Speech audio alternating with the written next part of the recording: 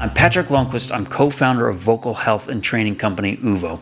This is a Grammy in the Schools mini lesson. You can spend a lot of time learning how to sing without knowing anything about how the voice works, but you can jump ahead a whole lot by learning just a little bit. The voice has four main elements. First, you have your breath. It's pushed up from the lungs. It's like fuel for the engine. No air, no voice. Next, that air needs to pass through the voice box. It's also called the larynx. Inside the voice box are your two vocal cords. The vocal folds come together.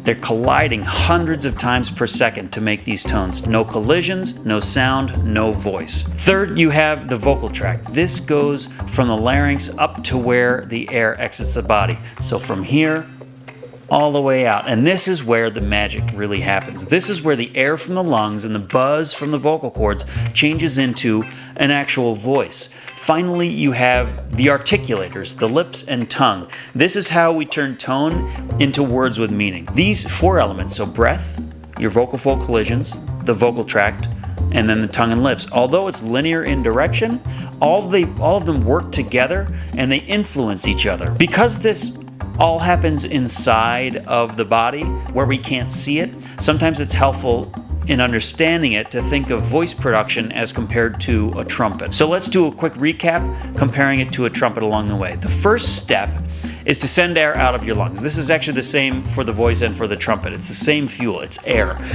The second step is making vibrations. Remember, to have sound, air has to vibrate. That's what sound is. So in the voice, the vibrations are the collisions of the vocal folds. In the trumpet, the vibrations are the lips buzzing. It's a different vibration source, but it's the same principle. You're making that air vibrate. The third step is the resonator. In the voice, that buzz from the vocal fold collisions transforms into a vocal tone from passing through this vocal tract. In the case of the trumpet, the resonator is the trumpet itself. Have you ever heard the buzz of a trumpet mouthpiece? It's very plain. It's not the sound of a trumpet that we understand. That buzz is then processed through the trumpet, where it becomes the really nice, clean trumpet tone that we know and love. Finally, the articulator, turning that tone into meaningful words. A trumpet doesn't have an articulator. It's one of the things that makes the human voice so special.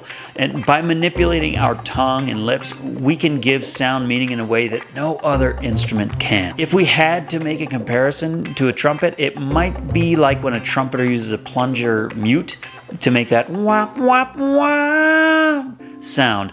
It's not going to tell you a story, but again, the principle is the same. It's at the very end, the minute changes to that tone. These are the very basics of voice. It's a way complicated instrument, and luckily we can naturally control most of it without thinking or trying. By understanding the mechanisms that make a voice what it is, you can learn to manipulate your instrument. With a lot of practice, you can train that instrument and you will sing your best.